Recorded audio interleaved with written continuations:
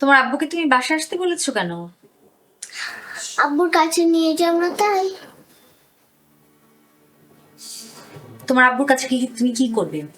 কি কাজ তোমার? কোনো কাজ নেই, আব্বুকে দেখতে ইচ্ছে করে না বুঝি। কেন তাকে বাসায় আসতে বলেছো তুমি? তুমি আমার সাথে রেগে যাচ্ছ কেন? কারণ রাগার মতো তুমি কাজ করছো তাই। তাহলে কালকে থেকে তুমি আমাকে বাইরে ঘুরতে নিয়ে যাবে। কোথায় যাবে তুমি? তুমি যেখানে যাবে আমি সেখানে যাব। পুষ্পিতা, তুমি কিন্তু বড় বেশি কথা বলো। আমি বললে দোষ, তুমি বললে দোষ না। না,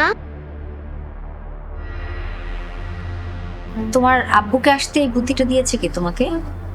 রূপান্তি? না, তাহলে?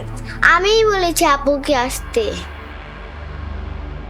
ও, আব্বু আসার সময় আমার জন্য এতগুলি চকলেট নিয়ে এসেছে। তাহলে চকলেটের জন্যই তুমি তোমার আব্বুকে আসতে বলেছো? না, তাহলে? ওই যে বললাম আব্বুকে দেখতে ইচ্ছে করে।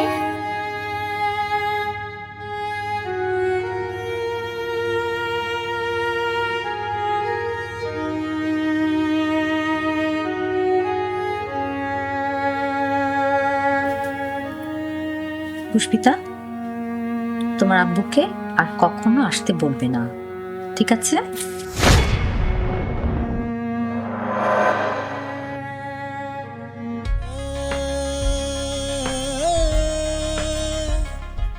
জি ম্যাডাম, সারাদিন পরে এই মনে হলো। মনে তো হয় সারাদিনই, কিন্তু সবসময় কি আর কল দেয়া যায় বলো? সেটা ঠিক, কিন্তু শেষ সময় এসে এত আবেগ করতে গেল। শেষ সময় মানে? না মানে এখন তো আমি তোমার কাছেই ফিরে যাচ্ছি। আমার কাছে ফিরে যাচ্ছ মানে কি? এখন বলুন, আপনাকে কিভাবে সাহায্য করতে পারি? আমাকে কোনোভাবেই সাহায্য করতে হবে না, তোমার সাথে আমার কোনো কথা নেই। কেন আমার সাথে কথা নেই কেন? কেন বলবো বলো? সারাদিনে কি একবারও আমার খবর নিয়েছো তুমি? নাওনি। আর এখন ফোন করে বলছো আমাকে কিভাবে সাহায্য করতে পারো। একই রাগ কিন্তু আমিও করতে পারি। তুমি যেমন ফ্যামিলি নিয়ে বিজি থাকো, আমি অফিস নিয়ে বিজি থাকি। থাক, হয়েছে, আর এক্সকিউজ দেখাতে হবে না। তাহলে কি দেখতে চান?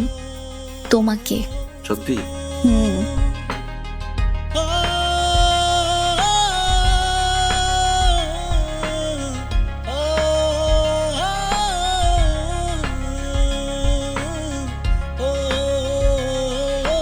স্পেশাল কিছু আনতে হবে? আমার কাছে তুমি স্পেশাল। তোমাকে কাছে পেলে আমি অনেক হ্যাপি হব। ওকে, বাই। এ কি, তুমি উঠে পড়েছো?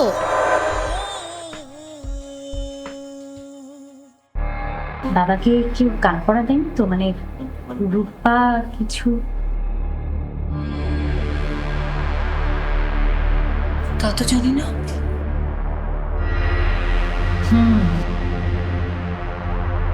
আমার মনে হয় একটু ভাবতে হবে।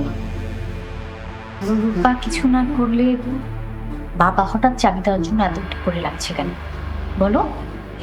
তুই একটু দেখ তো ব্যাপারটা।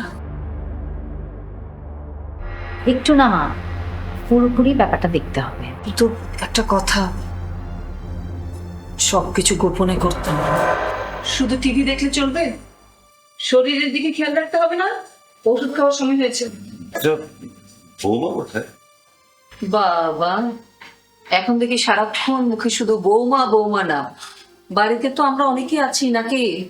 দেখো, সবাই যদি নিজের সমস্যা অন্যকে ভাবতে পারতো তাহলে কিন্তু কোনো সমস্যাই থাকতো না।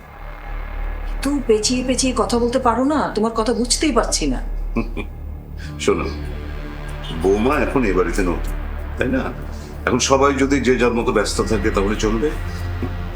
ওর সাথেও কথা বলতে হবে, ওকে সময় দিতে হবে, তাহলে না মেয়েটার মন ভালো থাকে।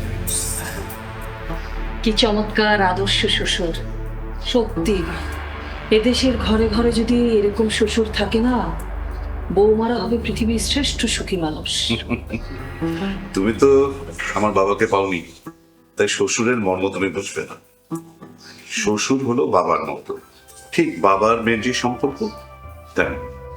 মাফ চাই, অনেক বয়স হয়ে গেছে, এই বয়সে আর কোনো মর্ম বুঝতে চাই না। চলো ওষুধটা খেতে হবে। জীবন চলে জীবনের নিয়মে।